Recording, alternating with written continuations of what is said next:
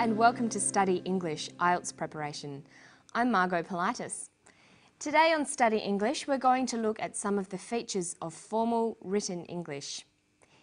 In our clip we'll hear from a man who believes that drinking water is the key to being healthy and living a long time. He's going to talk about how he came to his conclusion and how he tried to get some support for his project. How does nature do it? What keeps body cells going, and how can we improve on that process so that we eliminate disease altogether and we live a long and healthy life? I don't think death and disease is inevitable. We stumbled on the fact that they weren't actually getting rid of carbon dioxide out of their bodies, they were neutralising the carbon dioxide in their bodies. And we found it was from the water they were drinking. When we looked at these animals and saw what they were doing, it was exactly as we'd hypothesised, and that was a great feeling, a real feeling of elation. I tried and I tried and I tried to be conventional in that sense. I went to 100 people. I wrote 1,000 letters. I spoke to the Australian Academy of Science. I spoke to the American Academy of Science. I spoke to hospitals. I spoke to professors of medicine. Because I wanted to do work independently, I couldn't get anywhere, so I had to do it other ways. This is a food substance. This is something that's been drunk for thousands of years. This is probably where the mythology of the Fountain of Youth came from.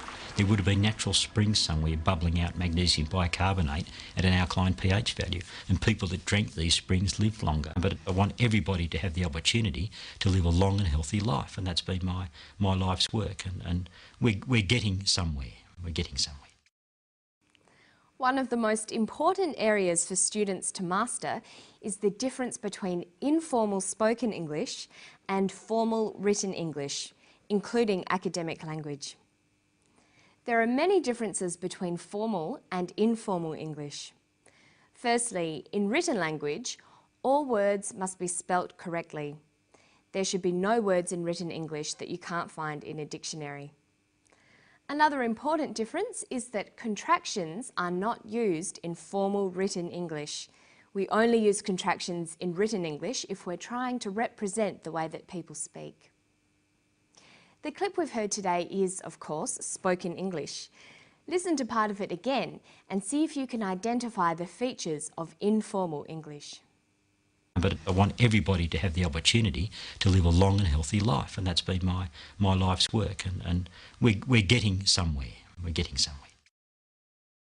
When Dr. Beckett is speaking, he uses a number of contractions. He says, "That's been my life's work," and "We're getting somewhere." "That's" is short for "that is," and "where" is short for "we are." So if we were writing these statements, we'd write, "That has been my life's work. We are getting somewhere." There are many common contractions. By using them in your spoken language, you'll sound more natural, but be careful to write them out in full informal situations. Watch for not words like couldn't, could not, wouldn't, would not, shouldn't, should not, won't, will not, and don't, do not.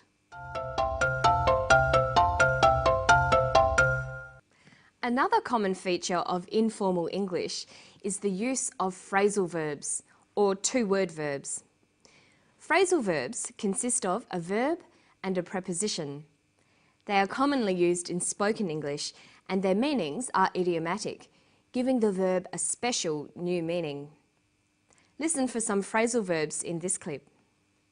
We stumbled on the fact that they weren't actually getting rid of carbon dioxide out of their bodies, they were neutralising the carbon dioxide in their bodies. And we found it was from the water they were drinking. This is probably where the mythology of the Fountain of Youth came from. He uses the phrasal verbs stumbled on, get rid of, found out, and came from. In formal written English, it's best to use single word verbs.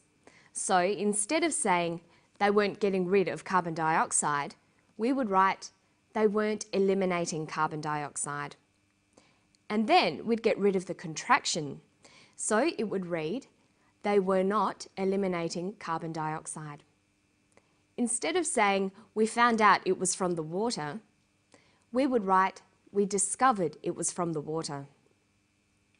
This is probably where the myth came from. This is probably where the myth originated. Let's look at some other examples of common phrasal verbs. Instead of look into, we would write investigate. Instead of cut down, we would write reduce. Keep on could be continue. Point out could be indicate. All of these words are more formal than phrasal verbs. Another important part of formal written English is understanding how to use conjunctions. Short sentences are less formal than compound or complex sentences. If you can, it's good to try to link short sentences together. Listen to this clip, then we'll try to turn it into good formal English using coordinating conjunctions. I went to 100 people. I wrote 1,000 letters. I spoke to the Australian Academy of Science. I spoke to the American Academy of Science. I spoke to hospitals. I spoke to professors of medicine. Because I wanted to do work independently, I couldn't get anywhere. He uses a number of simple sentences in a row. I spoke to the Australian Academy of Science. I spoke to the American Academy of Science. I spoke to hospitals. I spoke to professors of medicine. These could become, I spoke to the Australian Academy of Science, comma, the American Academy of Science, and hospitals. I also spoke to professors of medicine. There are some rules to be aware of when you're using conjunctions. In formal English, we don't start sentences with coordinating conjunctions. Words like and but are joining words. They are not used to begin sentences. Listen to Dr. Beckett again. Notice how he uses conjunctions to start his sentences. There would have been natural springs somewhere bubbling out magnesium bicarbonate at an alkaline pH value, and people that drank these springs lived longer. But I want everybody to have the opportunity to live a long and healthy life, and that's been my life's work.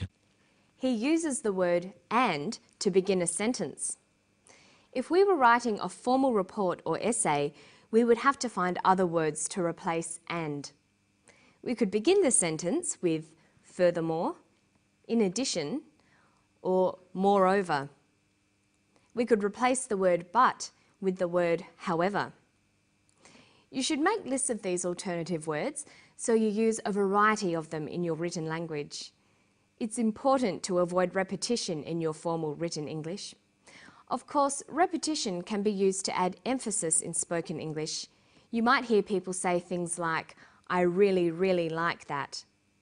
But in formal academic writing, you should find other ways of adding emphasis. Listen to the way he uses repetition.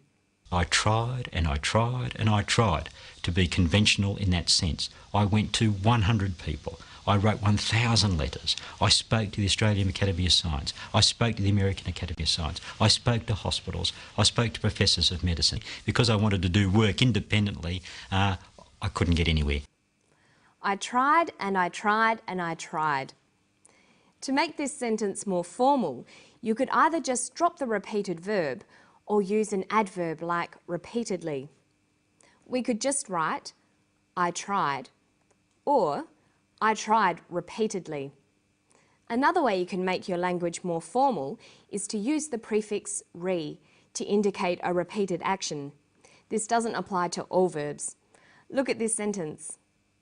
He played and played the song again and again. We could write formally, he replayed the song repeatedly. And why don't you try practicing ways of making spoken language more formal? Or looking at ways that you can take formal written language and turn it into conversational English. That's all for today. I hope I'll see you next time on Study English. Bye-bye.